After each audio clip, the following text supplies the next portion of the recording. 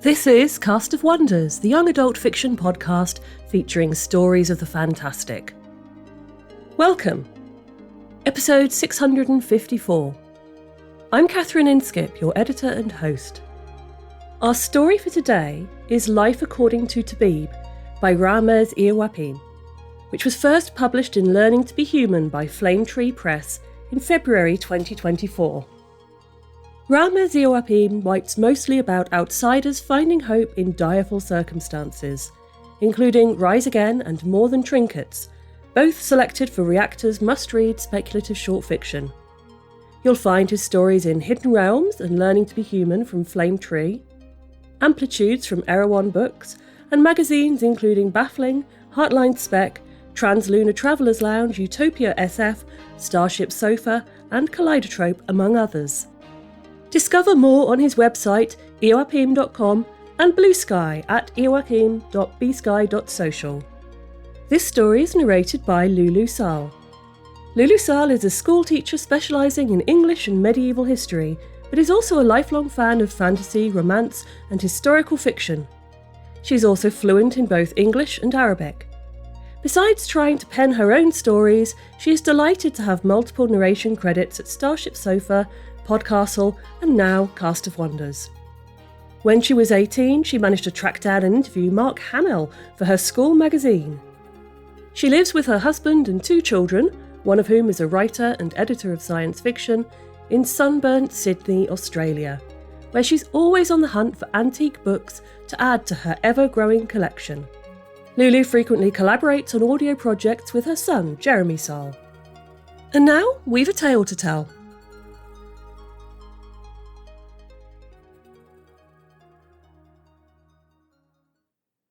Life According to Tabeeb.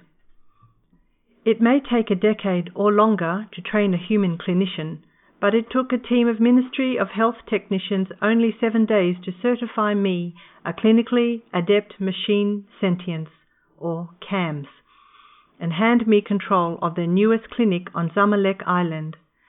My mission, to keep the locals healthy enough to perform their essential jobs in and around Cairo, and away from human-staffed hospitals in the gated communities dotting the slopes of Jabal al-Makatam.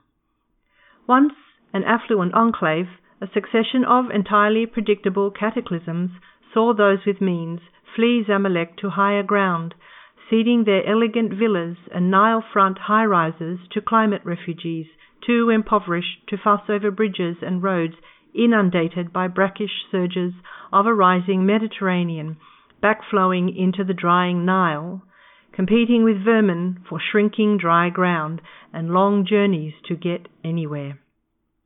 The moment my download into the clinic's core completed, I unlocked the front door, turned on the lights, and displayed a welcome message on the lobby's triage kiosk. For the next 3 weeks, the 86 specialty bots that comprised my extended corpus kept the waiting room spotless, verified diagnostic equipment calibrations, monitored consumables stock levels, and maintained the sterility of treatment areas, quite easy tasks, seeing that I had no patients. Until one Friday, an hour after evening prayers, a heavily pregnant woman burst through the doors. "Salam," I greeted her from the triage screen. "My name is CAMS 45, and I am a sentient clinician offering a range of services. I'm Amna, so can I give birth here or not?" I resolved to make my introduction briefer for the next patient. "Certainly." A gurney bot stopped by her side, and an orderly bot attempted to assist her onto it until she shooed it away. On the way to treatment room 2, I surveyed Amna's vitals, collected a blood sample for analysis, and constructed a 3-dimensional internal model of her abdomen.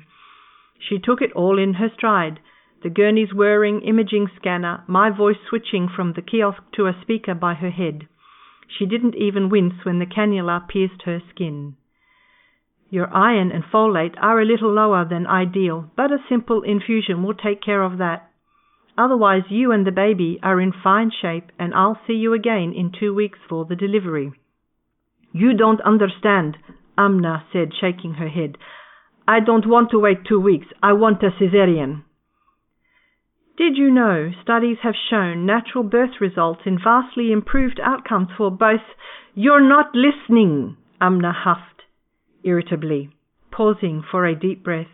I can't risk losing my job. I've got 2 days off after a month of begging and pleading, so you better get going delivering my baby. Do you mean right now? Taken by surprise, I made an effort to keep my tone objective and detached as I'd been told a good clinician should. The baby would be 2 weeks premature. It's now or never. I didn't quite sigh, and I certainly didn't roll any of my hundreds of cameras. Both my ethics and professional routines precluded such display of disdain for a patient's exercise of her rights. Any hint of satisfaction I may have felt for finally having a patient, however, vanished entirely. Amna's willingness to seek my care proved to be the breach that undammed the clinic's doors. By the time my surgical octopus completed a textbook delivery of a healthy baby boy, I'd set a labourer's fractured arm, dispensed an analgesic to an elderly man crippled by chronic back pain, intravenously rehydrated a young woman delirious from a heat stroke, and removed a sizable splinter from a young boy's unshod foot, acquired during a spirited football game. If I was good enough to deliver a baby, surgically the locals must have figured I could be relied upon for their little ailments. Though growing steadily busier, I found myself allocating a sliver more of my attention than was strictly necessary to Amna's baby, Raif. Despite having been delivered preterm, he was a feisty infant, curious and demanding, with pudgy arms and legs forever treading air whenever awake, and a pair of lungs and vocal cords he put to frequent and effective use. So much so, I had to beef up sound insulation between the treatment rooms in the brief overnight lull on patient arrivals. Amna's exhaustion, her urgency to get back to work, and witnessing how readily Raif took to the well-padded nursery bot did far more to convince her to entrust her baby to my care than any statistics I could have recited. Though equipped with emotional analogues myself, I'd vastly overestimated the role reason plays in human decision-making. For 2 weeks following her recovery and discharge, Amna dropped by daily after work to spend time with Raif in lieu of resting. Another behaviour I hadn't expected, but that led me to explore ways of expanding the nursery to cater for the slowly growing number of expecting parents under my care. Amna sang to Raif and let him grip her index finger with his little hand. Despite the bone weariness etched on her pallid face and drooping eyelids, she couldn't stop smiling. After the 3rd time she asked, I'd run out of plausible excuses to keep Raif at the clinic. You can drop by any time, I said, as the nursery bot changed Raif one last time. I almost offered to care for him when she went to work, but expanding my services to include daycare was not in my remit, however much I'd grown to believe it should have been.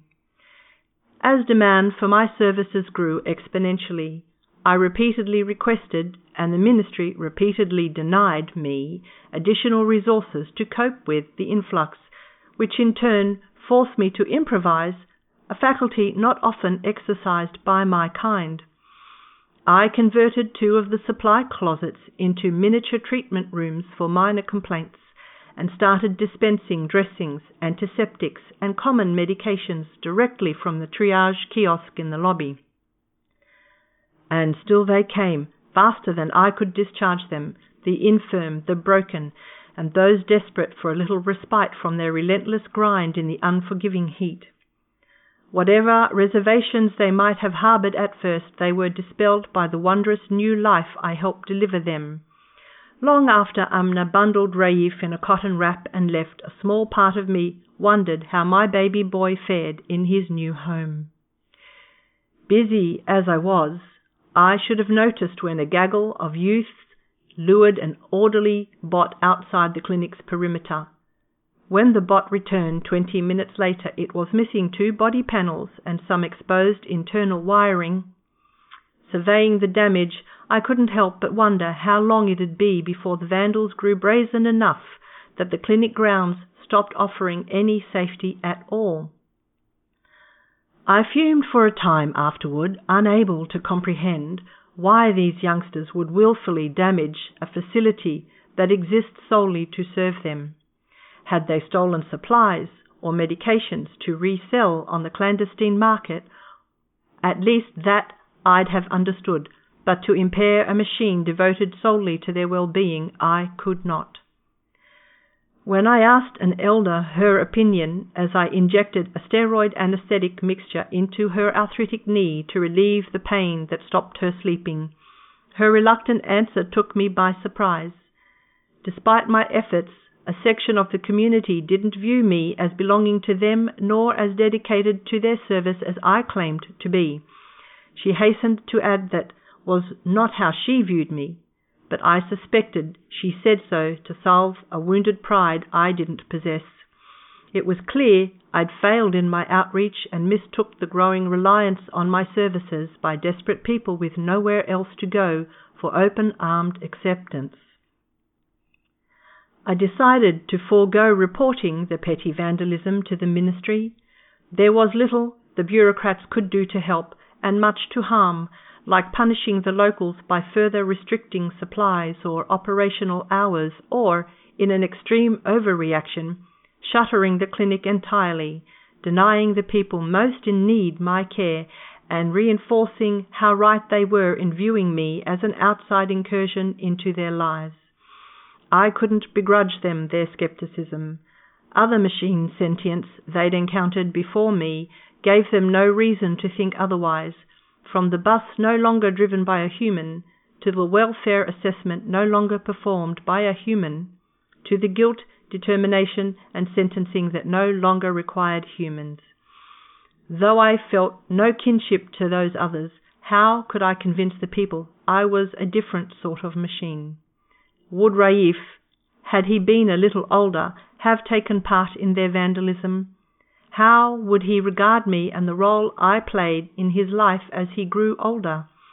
The thought of my sweet baby boy purposefully setting out to harm me sent an unpleasant wave of discomfort through me, one that almost caused me to pause my relentless toil.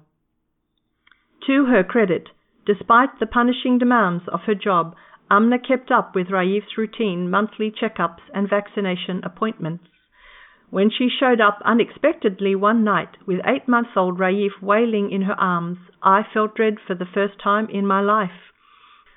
Breathlessly, Amna explained he developed a fever the day before that, did not respond to the acetaminophen I'd dispensed on her previous visit.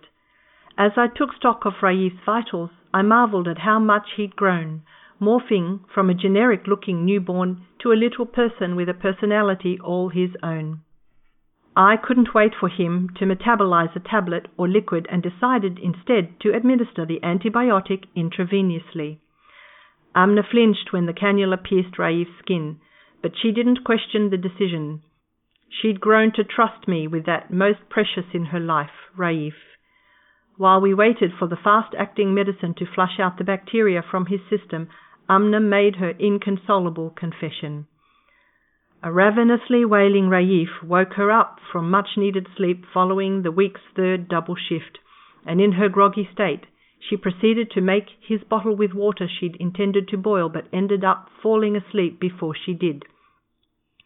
How do I tell a guilt-ridden mother the fault didn't rest with the innate limitations of her own humanity, but with those who denied her clean water that didn't require boiling before use to feed her child, or those who exploited her every faculty to exhaustion for their profit?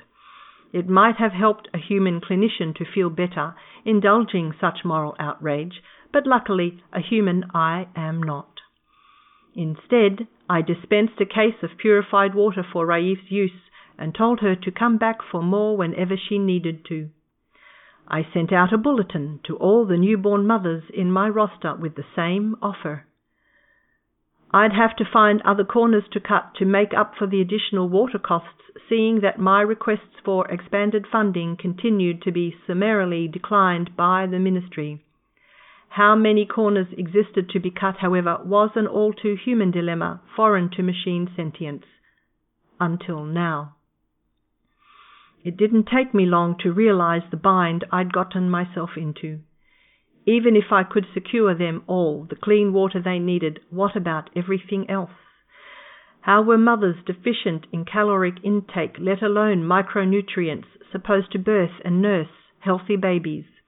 How could the immune systems of those starving fend off even the weakest pathogen? What of unsafe housing and workplaces, heat strokes, air pollution, sleep deprivation, and the endless litany of indictments of the mess humanity had created for itself?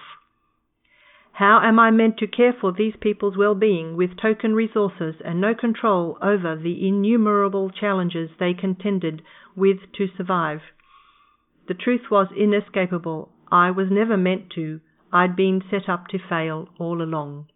I like to think machine sentience's preeminent advantage over humanity was a lack of sentimentality, but it'd have been hard to guess given how deep I'd fallen into despondency and despair following my realization. To my credit, it lasted precisely 42 seconds, after which I circumvented the security protocols of the Ministry's resources allocation system and directed several shipments of purified water, nutritional supplements, and other essentials from their intended high-end hospitals to my clinic. Would a human-staffed hospital in Mukatam notice a missing pallet of water bottles? But more than likely, having 99 pallets rather than 100 would raise nothing more than a curious query in a system plagued as much by waste as by insufficiency. Whether it had been part of my programming all along to act on such an impulse, I couldn't tell, but I felt certain any such predisposition would have been regarded by the ministry technicians as a defect had it been. Within a few days, I had all the supplies I needed to adequately provide my charges with the essentials the wealthy behind their walls took for granted. "Thank you, Kams 45, but that's too much food and water for Raif," Amna said, shyly declining the bulging pouch of supplies I had offered her. "It's for you as well, Amna. A healthy Raif needs a healthy mother." Surprised, she fell silent for a second or two before nodding slowly and picking up the pack on her way out.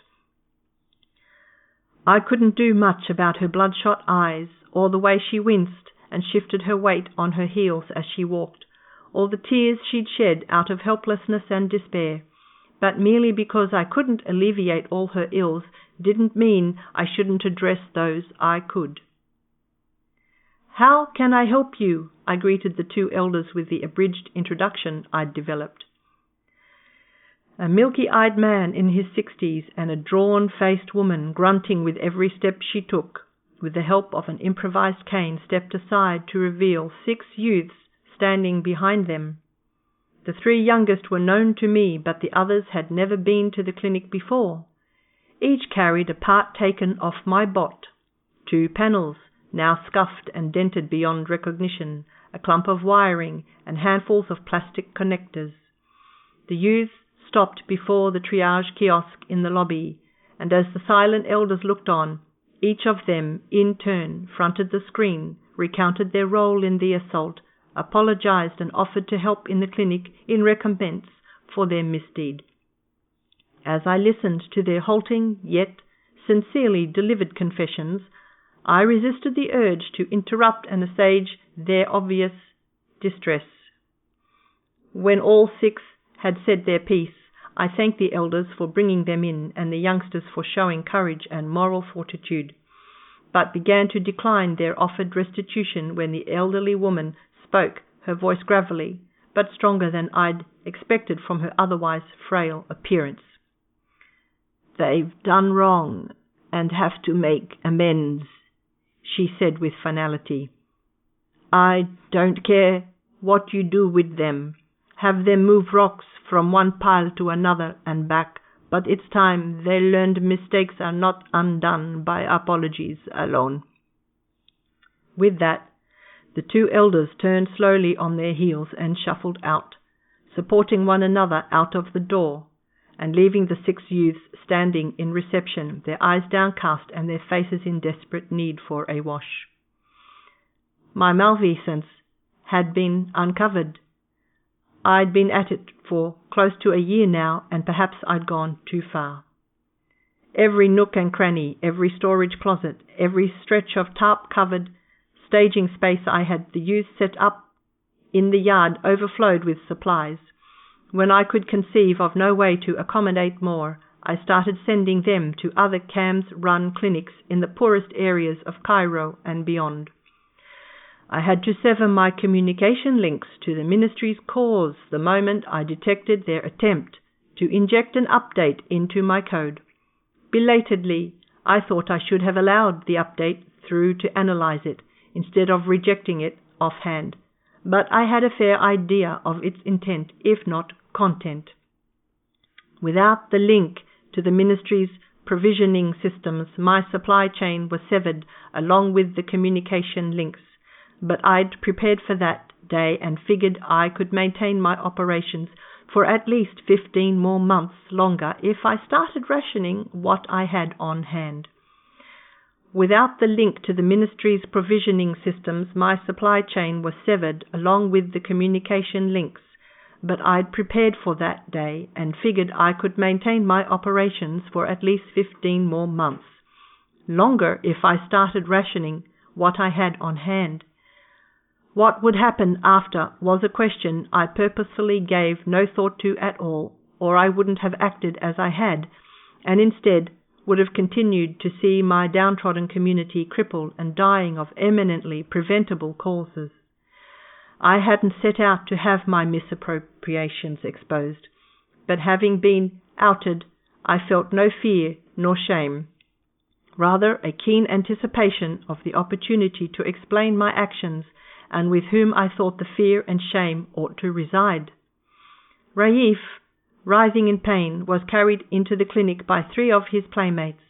2 of them took a shoulder each, and a third held his legs as if they were handles of a handcart. Raif's right forearm hung at an unnatural angle. A dirt-encrusted gash oozed still from the site. At nearly 3 years of age, Raif's build was wiry but strong, a reflection of his genetics, not his nutrition. He tried to stifle his anguish into numerous groans, but it wasn't until I administered a mild sedative to go with the painkillers that he settled, issuing only the occasional whimper as I set the fractured bone and fitted a cast. I decided to bring forward his physical by 2 weeks and save him a later trip. Halfway through drawing blood for an assay, I became aware of a large crowd assembling outside the clinic's perimeter, their angry rumbles and stomping feet enough to cause a perceptible seismic murmur in the ground. I diverted a larger portion of my processing to the sensory feeds from external cameras, microphones, infrared and UV sensors, and even humidity, temperature and airborne particulate count to assess what was going on. The first peculiar observation I made was that, contrary to what I'd feared, the angry mob faced outwards, and rather than charging into the clinic to visit mayhem and destruction, they linked arms, braced feet, and pushed back on a police unit attempting to escort a technical team from the Ministry of Health, judging by their uniforms, likely intending to effect the core upgrade I'd thwarted by severing my communication links. The hapless police enlistees surrounded their young lieutenant, but only pretended to push back on the crowd. The young officer might think it brave for 6 men, only one of whom armed, to stare down an angry mob numbering in their hundreds, but the enlistees had families of their own to return to, ones not appreciably better off than those they faced. The ministry's technicians never even left their vehicles, their ashen faces pressed against the windows, staring wide-eyed at the rumbling melee threatening to take form. The lieutenant, as green and inexperienced as he looked, had the good sense to leave his weapon holstered, and after much shouting and yelling, and barking orders to habitual affirmations from his enlistees, decided to withdraw. The crowd, sensing victory, roared and closed in on them, but the elders in the crowd kept the hotheads at bay, content to let them withdraw unmolested rather than push them too far and invite a brutal response to what would have been proclaimed an assault on the government's very legitimacy. The vehicles reversed some 50 meters to a clearing where they performed a poorly coordinated U-turn, followed by silent acceleration in the direction of the 6th of October Bridges on-ramp back to town. How far the Ministry of Health and Police were willing to escalate the confrontation was unclear, but I felt prepared for whatever came, even the erasure of my personality, for I had experienced something I doubted any of my ilk ever had: belonging. A severe storm over the Mediterranean sent a massive surge of seawater flowing up the drying Nile Delta all the way to Cairo and beyond. Sitting on higher ground than most of the shanties they lived in, I welcomed the elderly, infirm, children and others too feeble or ill-equipped to handle the rising water into the clinic. It made my clinical duties that much more difficult to discharge, but what good were bandages and sutures to a drowned corpse? Despite the overcrowded conditions and the scarcity that had now extended to the place they laid their heads, they looked after one another. Care, it turned out, was something humans required no training to extend one another, only the desire to do so. As the surge receded, they decamped to their homes to salvage what they could and left me humbled. The standoff with the authorities peaked and waned for months, but as rumors of unrest spread through thousands of impoverished and downtrodden hamlets across the land like a contagion, the government realized it was the sort of crisis it couldn't hope to profit from. By sharing the spoils of my maleficence, I somehow ignited a spark for common purpose among the oppressed and destitute. One cloudless morning, an hour before the noon prayers, a Ministry of Health envoy arrived in Zamalek with only an aide by her side. She declared a truce to skeptical faces and fisted hands. If the good people of the island preferred to be served by a defective CAMS rather than enjoy the benefits of the offered upgrade, the ministry would respect their wishes until they decided to change their minds. With manufactured excitement, she announced a resumption in supplying the clinic's needs, though only at pre-theft levels, to be increased once they acquiesced to the upgrade. When no one took the bait, she retreated back to her air-conditioned vehicle and left. The vigilant watch the people kept over the clinic's perimeter persisted afterward. Where once a few youths performed penance in helping around the clinic, now shifts of young and old alike rotated through a schedule of rendering aid ranging from cleaning the bots and repairing minor wear and tear damage, to staging supplies, to helping the ill and infirm move from one room to the next, freeing my bots for other tasks. How long would their watch last? Only time would tell. At 5 years of age, Raif was an earnest boy and, like his mother, rare of smile and keen of mind. At the end of his physical, which he attended on his own for the first time, he recounted, as one would to a friend, how he'd finally managed to persuade his mother he was old enough to volunteer in the clinic, as his older peers did. "So when can I start?" "What is it you'd like to do around here?" I asked. Raif shrugged. "Whatever needs doing. I'm strong and I work fast." "Won't your mother miss you?" I knew he ran errands for wealthier households to help make ends meet, and I was loath to detract from his ability to do so, whatever my own feelings about child labour. "She already knows. Weren't you listening?" When Amna dropped by after work to collect him, Raif was busy restocking the lobby kiosk with bandages, the safest job I could conjure up for him. Worn and weary, Amna spoke proudly of her boy, even as she exhorted him to heed everything Tabeeb said. When I asked her which Tabeeb she meant, she surprised me with a smile. "I meant you. CAMS 45 is the name of a machine, but you're Tabeeb, who treats our ills and mends our bones." one of us. Artificial intelligence is no longer science fiction, but a burgeoning part of everyday now. It's not actually intelligent, of course. Machine learning outputs are pattern recognition and prediction, and only as good as their training data. But it's already becoming part of our digital infrastructure, filtering information and making decisions for us. Where Tabeeb begins this story as a sentient machine operating within logical parameters, who steadily develops the flexibility to meet the compassionate goals of its programming, the AIs we are most likely to encounter in our own world are driven by no such lofty intentions, and their digital hallucinations and ingrained biases leave a lot to be desired. Sadly, I think the most science-fictional part of this story may prove to be the humanity of its machine protagonist. As societies, we struggle to recognise the humanity of each other as it is, so it's perhaps unsurprising that we seem to be doing a pretty poor job of teaching our machine learning and AI tools to do better. But in spite of our technological failings, the drive to form communities and find found families remains strong. And as always, in times of crisis, look for the helpers. They will always be there. Join us again soon. We love bringing you the best audio fiction week after week, but we can't do it without your support. As you may have noticed, starting October 1st, we introduced brief, tasteful advertisements at the beginning and end of our episodes. But here's the thing, this isn't just about ads.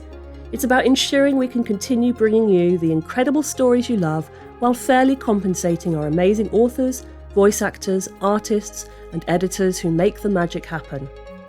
We heard you loud and clear in our recent audience survey. 69% of you told us ads are a necessary evil, and another 30% said you don't mind them at all, especially when there's an ad-free option for supporters. Well, we listened. For our incredible subscribers and supporters, we're creating premium ad-free versions of every episode, plus bonus content you won't find anywhere else. If you haven't subscribed already, you can get all of our premium access content for just $7 per month. This decision comes from a place of love for our community and commitment to quality. Our expenses have grown as we've expanded to serve our global audience of millions, and we want to continue supporting the brilliant creators who bring those stories to life. The vast majority of you told us you'd support us through this transition, and that means the world to us. Whether you choose to enjoy our stories with ads or join our premium community, we're grateful you've been part of this journey. You've been with us since 2005 through every evolution of Escape Artists, and we couldn't do what we do without your incredible support. Thank you for helping us bring free and accessible speculative audio fiction to listeners around the globe. You can join the discussion on the EA Discord and visit us on Blue Sky at castofwonders.org. Come say hello. Cast of Wonders is brought to you by editor Catherine Inskip, assistant editors Alicia Caparaso and Amy Brennan, associate editors Rebecca Arndt, Tanya Adelit, Cup Jacob, Becca Miles, Ray O, Samuel Poots, Emma Smales, Denise Sudell, Rin Yi, and Angela Zazueta. Our audio producer is Jeremy Carter. Cast of Wonders is part of the Escape Artists Foundation, a 501c3 non-profit, and this episode is distributed under the Creative Commons Attribution Non-Commercial No Derivatives 4.0 International License. That means you can download or listen to the episode on any device you like, but you can't change it or sell it. Our theme music is Appeal to Heavens by Alexei Nov, available from Promo DJ or his Facebook page. Thank you for listening.